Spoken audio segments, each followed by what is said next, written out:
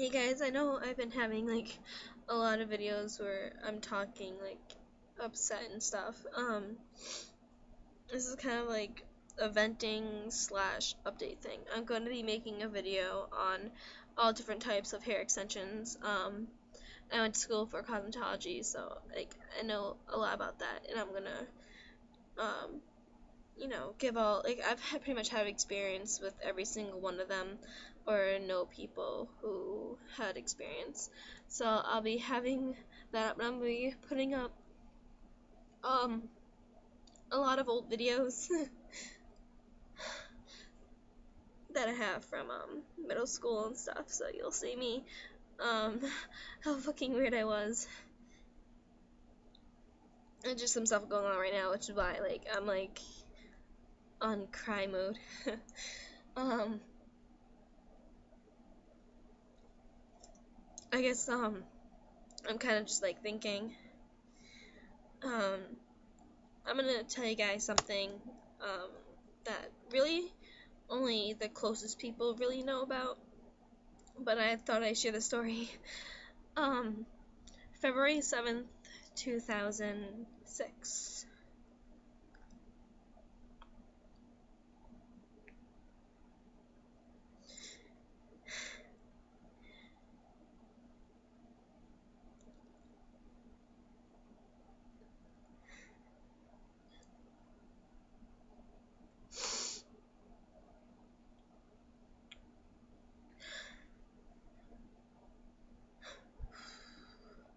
I'm sorry, it's like a really difficult thing to talk about.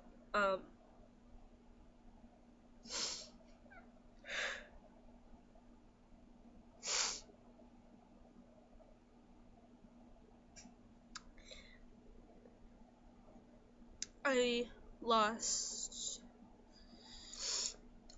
one of the most important people in my life. This is a dog nail clipper. I don't know, I was just playing with it. Um, her name was Bernice Blank. She was what we call Nana. Um, I've seen her every day, unless she was in Florida or visiting people, like family. I saw her every day since the day I was born up until her death.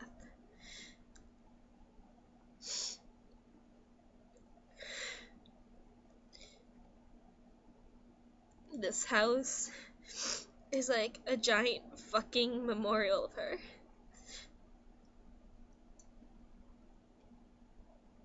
There's pictures.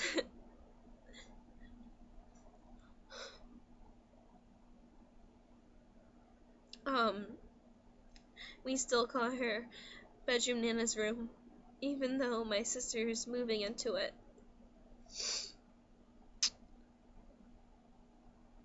Um, February 7th, I remember that day felt really weird.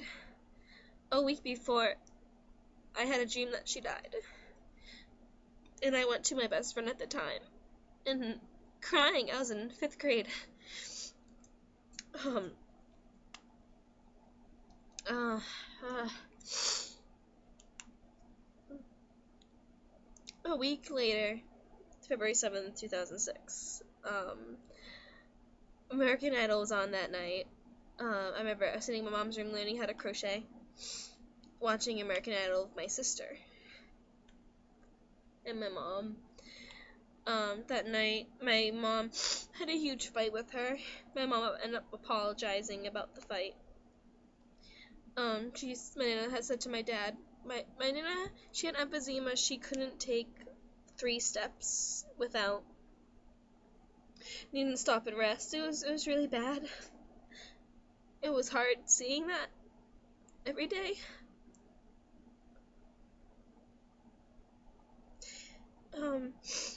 So which I'm explaining the next part. So, when it comes to showers, she couldn't take them that often, which is why we have handlebars in the shower because she'd had to hold on to them.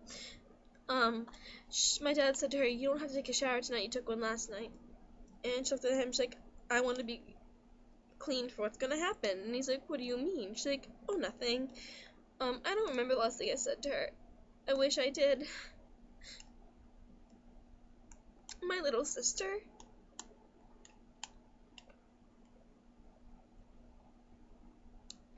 Do you know those little friendly, ice cream that you can get like at Shaw's or whatever?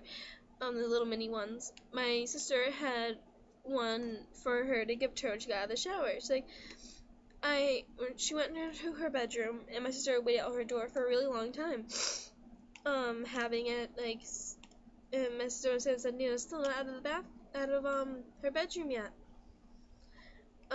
Few minutes later, we heard my dad screaming for my mom to call 911. That night, I stopped believing in God.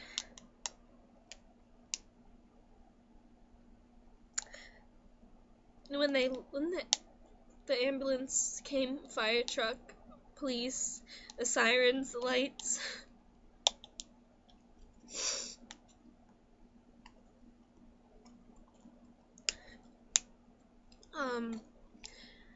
every single time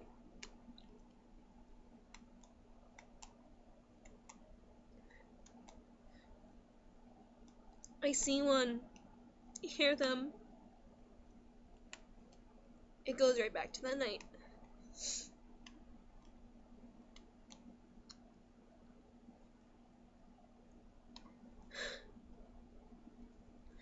When they brought her to the hospital and went downstairs, and the police officer, they were talking to me and my little sister, and I said, at least she's in a better place now. I remember I went upstairs, and I ended up praying.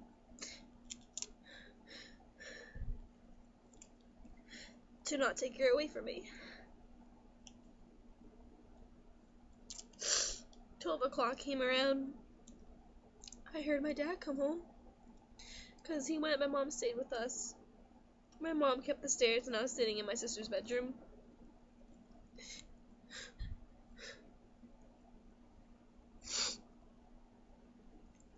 I remember asking, is Nana dead? My mom shook her head yes, and my sister, my mom, and I,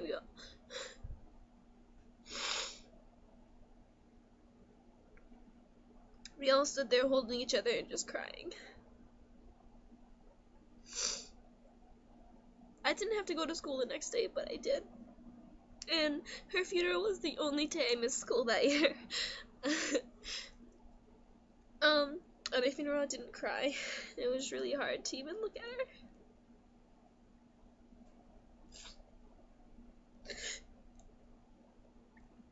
It sucks knowing the last time I ever saw her was in a casket and then being pushed away in a stretcher.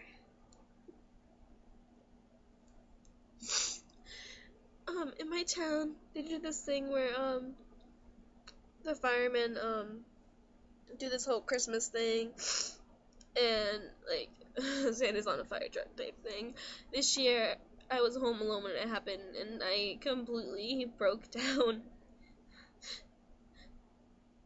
No matter how hard I squeezed my ears and stuff, it didn't go away, and I was screaming, and I just wanted to stop, and everything just came back.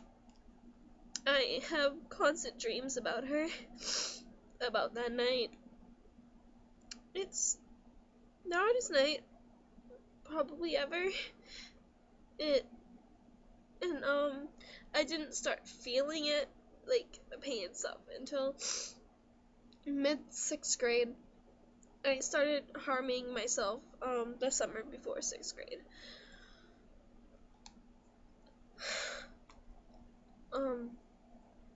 So 7 years now I've been harming this summer.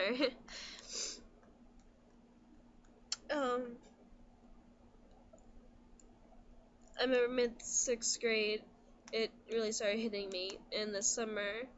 I don't know if it was before 8th grade or 7th grade. I remember looking in a mirror and just thinking about it, like having it just flash over and over and over and over in my head. And I remember having everything, and I was going to kill myself. Obviously I didn't. I'm still here. But I think about her every night. After she died, my mom saw her sitting in the doorway. I heard her voice with this friend that was my best friend at the time. Um,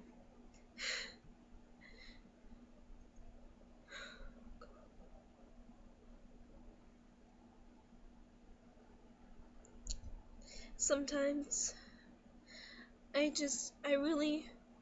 one day I really want to go to Teresa, the Long Island medium, and see if I can contact her. It's been something I've always wanted to do.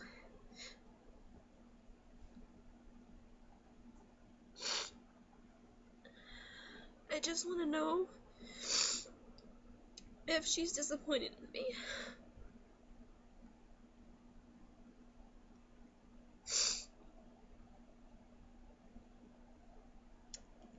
For what I do to myself. And I don't want her to think that it's because of her. Because it's not. I mean, yeah, it helps with the pain, but she's not the reason why. I'm sorry, this is really long.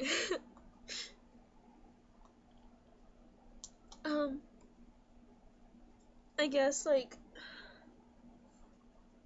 it's something I need to do in order to be okay, I guess. Have some kind of comfort in it.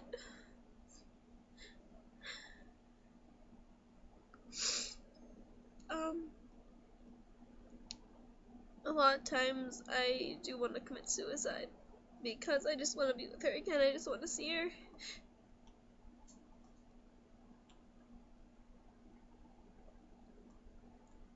I hate that she's not around.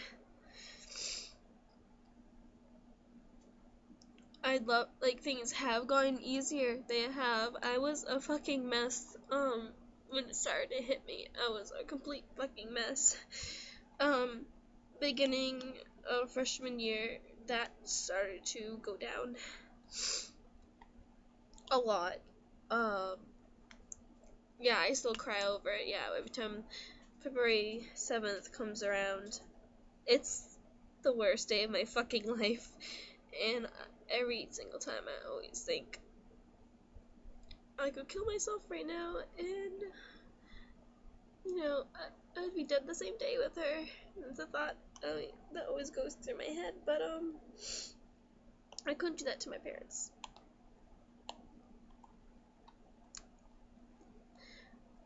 I really want to just walk to her grave and just sit there and, I guess, talk really bad on her birthday.